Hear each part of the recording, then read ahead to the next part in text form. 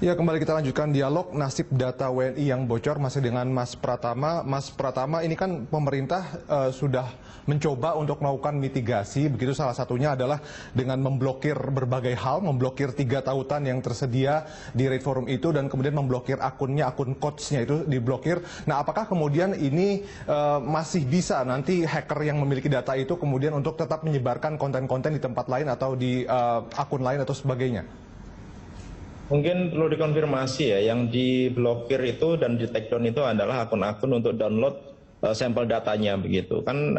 Si penjual ini, si coach ini dia memberikan 1 juta sampel data gitu. Nah, pemerintah kita kebetulan memiliki hubungan baik dengan si pemilik layanan jasa download tersebut sehingga bisa melakukan take down begitu. Tapi saya yakin si penjual ini pasti akan membuat link yang lain juga gitu. Mungkin belum terpublis begitu, tetapi kalau request secara private gitu akan diberikan link oleh si penjual ini untuk bisa download sampel yang 1 juta tadi begitu. Nah, kemudian saya pikir untuk yang coach ini yang ada di Rate Forum tidak bisa di take down gitu, tidak bisa ditutup akunnya karena memang ini internasional begitu dan pemiliknya juga kita tidak tahu begitu, sehingga oleh Kominfo diblokir gitu. Jadi dari IP yang ada dari Indonesia tidak bisa mengakses dari forum hackers ini gitu. Jadi sebenarnya kalau di luar sana masih ada, masih bisa diakses. Orang masih bisa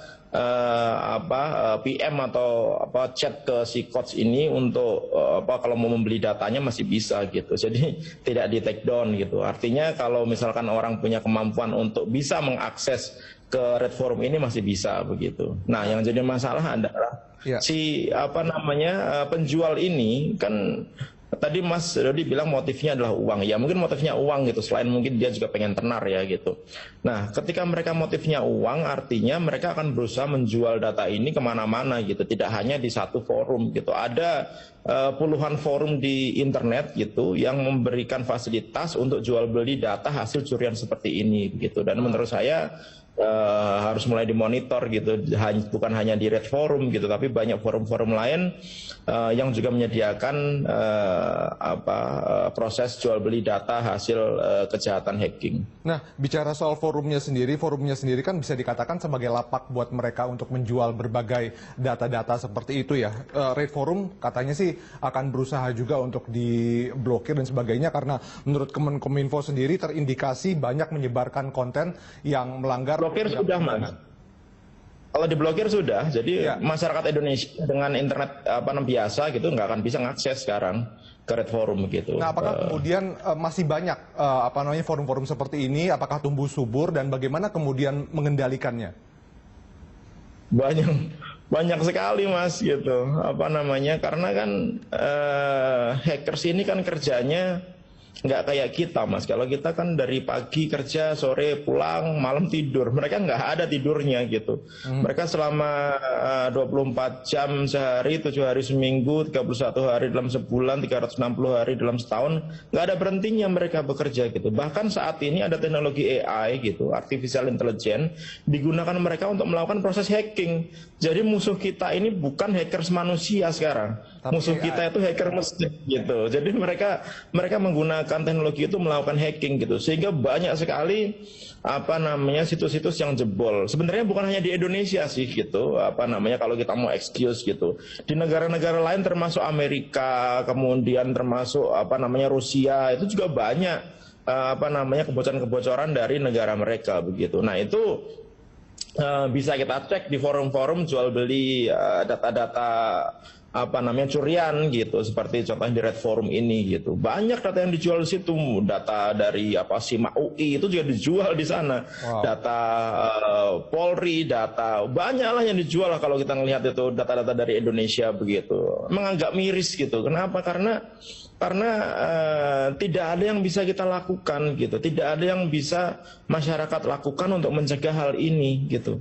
Jadi Jadi memang benteng pertahanan kita ini memang harus diperkuat kalau memang kita tidak ingin kejadian ini akan berulang lagi gitu. Karena pasti akan berulang lagi dan mereka tidak peduli.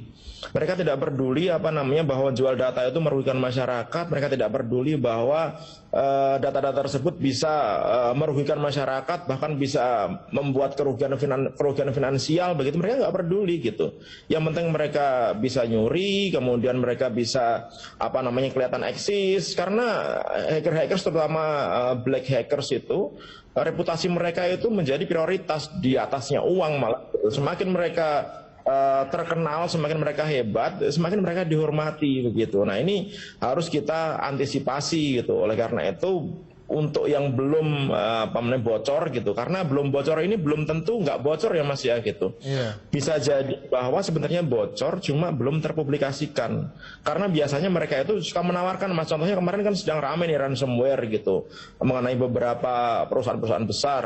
Mereka ngasih tahu dulu sebenarnya, data Anda nih bocor nih gitu. Anda mau beli nggak? Anda mau nutup nggak? Nanti kita kasih key-nya, nanti kita kasih datanya gitu. Tapi Anda harus bayar 100 miliar gitu. Kalau misalkan si pemilik datanya nggak mau, datanya disandra gitu, atau misalkan dia punya backup gitu, punya ya udah ambil aja, kita masih punya backup ya gitu. Ya akibatnya ya seperti ini mungkin gitu. Jadi disebarluaskan di internet, siapa saja mau beli gitu. Dan data ini dijualnya murah loh Mas. 279 juta data lengkap dengan nomor telepon, nama lengkap, alamat email, tanggal lahir dan lain-lain itu cuma sekitar $6.000 gitu. $6.000 itu sekitar 85 jutaan gitu. Kita bisa belinya transfer, bisa pakai Bitcoin gitu. Nah, biasanya trennya ya kalau saya perhatikan begitu, mungkin awal-awal harganya memang agak mahal nih, sekitar $6.000 gitu. Walaupun dalam hitungan data sebanyak itu hitungannya murah gitu. $6.000 itu mungkin nanti 2-3 bulan turun nih jadi $2.000 gitu. Mungkin sekitar 6 bulan turun jadi $500 gitu. Bahkan nanti data itu bisa disediakan gratis dan bisa diambil gratis. Seperti data Tokopedia, 91 juta data Tokopedia itu kalau tahu linknya dulu bisa di-download secara gratis gitu.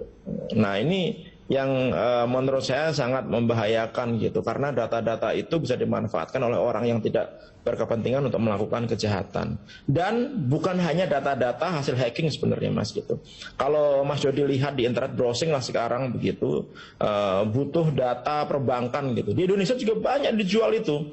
Bahkan di marketplace Indonesia itu masih ada yang jual gitu, data perbankan gitu, lengkap dengan nama ibu kandung, nomor rekening, jumlah isi tabungannya, itu dijual sekarang Mas gitu. Jadi kita bisa tahu target kita nih untuk orang yang memiliki rekening di atas 5 miliar gitu. Kita bisa beli data itu gitu. Atau kita mau beli data orang yang punya rekening di bank A, kemudian dia punya keanggotaan golf gitu. Nah kita bisa punya itu data itu Mas gitu, dan itu dijual bebas gitu. Nah ini menurut saya harus mulai ditertibkan lah gitu, karena apa? Yang dirugikan tetap masyarakat nantinya begitu. Ya mungkin pihak bank atau pihak yang menyimpan data itu nggak merasa bahwa datanya bocor gitu, tapi kenyataannya memang bocor gitu. Dan data-data itu beberapa kita cek memang valid. Lalu bagaimana kemudian dari pemerintah atau regulator membentengi kebocoran-kebocoran seperti ini? Tadi Anda bilang mungkin saja beberapa data sebetulnya sudah bocor, cuma memang belum terpublikasi atau mungkin sedang negosiasi, atau mungkin ya seperti yang kita tahu, hacker tadi bukan hanya uang, tapi mungkin ajang pamer di antara para hacker. Wah saya punya data ini, wah saya punya data ini begitu. Jadi apa yang harus dilakukan lewat apa? Apakah lewat regulasi atau lewat sistem digital kita yang diperbarui atau bagaimana sebetulnya?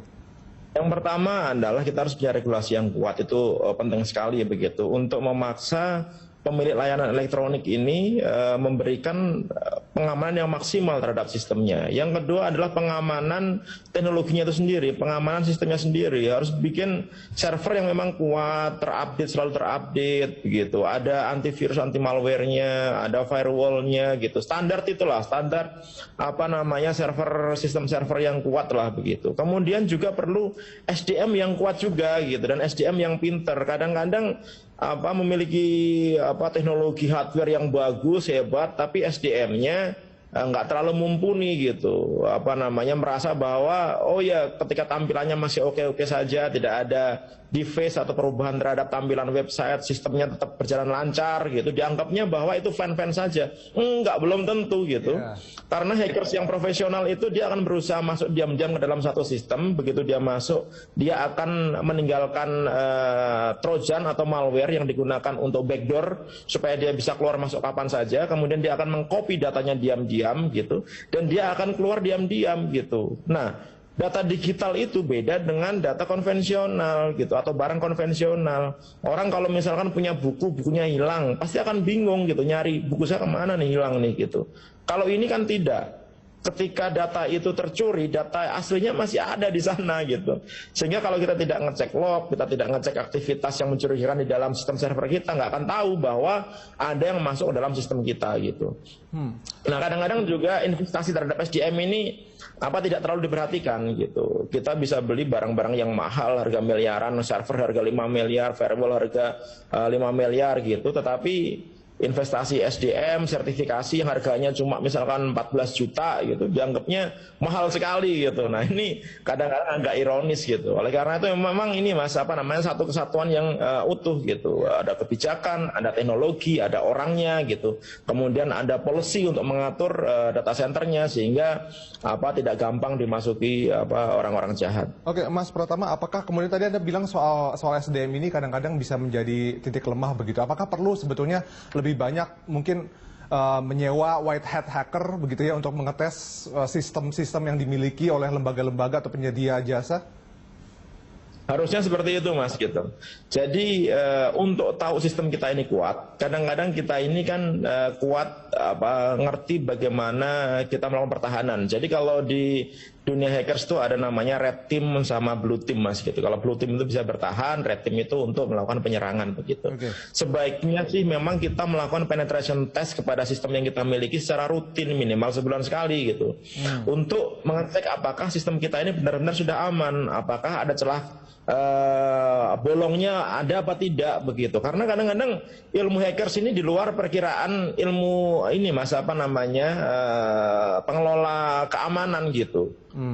Ilmunya itu kadang-kadang out of the box gitu. Mereka menggunakan banyak metode-metode yang mereka gunakan yang kadang-kadang kita tidak tahu gitu, dan ternyata bisa digunakan untuk masuk ke dalam sistem kita gitu. Nah, benar kata Mas Yodi tadi, kita perlu menyewa ahli-ahli tersebut begitu untuk melakukan testing terhadap sistem kita. Kan enak kalau misalkan itu yang nyewa kita, kalau ada terjadi kebocoran kan kita yang diuntungkan gitu, tidak sampai keluar gitu. Bahkan kalau mau tahu Google, Apple gitu, itu setiap tahun pasti membuat sayembara gitu. Kemarin Apple membuat sayembara hadiah $1 juta bagi orang yang bisa menerobos sistemnya iPhone gitu. Jadi orang kan berlomba-lomba, dan kalau ketemu akan menyampaikan gitu. Oke, Mas Pratama, terakhir ini kalau dari sudut pandang masyarakat sendiri gitu ya, masyarakat sudah membaca mungkin di media, wah ada 279 juta data, begitu mungkin termasuk data saya, termasuk data Anda, apa yang bisa dilakukan oleh mereka begitu, bagaimana mereka menyikapi ini, dan bagaimana kemudian ke depannya mereka melindungi data pribadi yang mereka miliki. Oke, mungkin karena data ini tadi sudah kita bahas, karena yang membocorkan adalah si pemilik layanan elektronik, tidak ada yang bisa kita lakukan kecuali kita harus waspada begitu. Ketika ada tawaran-tawaran yang aneh-aneh, ketika ada SMS-SMS yang isinya link yang aneh-aneh atau penawaran yang kira-kira tidak masuk akal, nggak usah percayalah gitu. Bangsa Indonesia ini terkenal dengan orang yang husnuzon, berprasangka baik kepada orang. Kalau sekarang ya suzon dikit lah gitu. Kalau ada orang-orang yang kira-kira akan menawarkan sesuatu hal yang baik-baik gitu, karena bisa jadi itu adalah penipuan begitu. Nah, ini hal yang harus kita lakukan, karena tidak ada yang bisa kita lakukan lain apabila kebocoran itu disebabkan oleh pemilik platform. Kalau untuk mengamankan data kita sendiri gitu, nah itu ada beberapa tipsnya. Tadi seperti kita bahas sedikit gitu. Bikinlah password yang aman gitu. Kemudian passwordnya itu kalau bisa diganti secara rutin supaya apa? Kalau misalkan terjadi kebocoran data, kemudian diambil sama orang, kalau kita mengganti password, orang itu ketika mau login ke akun kita nggak akan bisa karena passwordnya sudah kita ganti.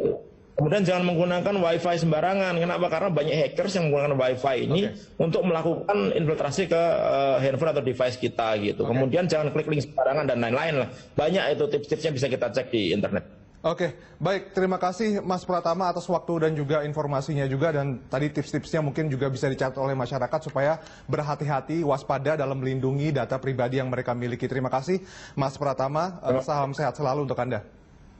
Salam sehat Mas, selamat pagi. Ya, dan pemirsa Good Morning Jakarta akan kembali usai jeda, tetaplah bersama kami.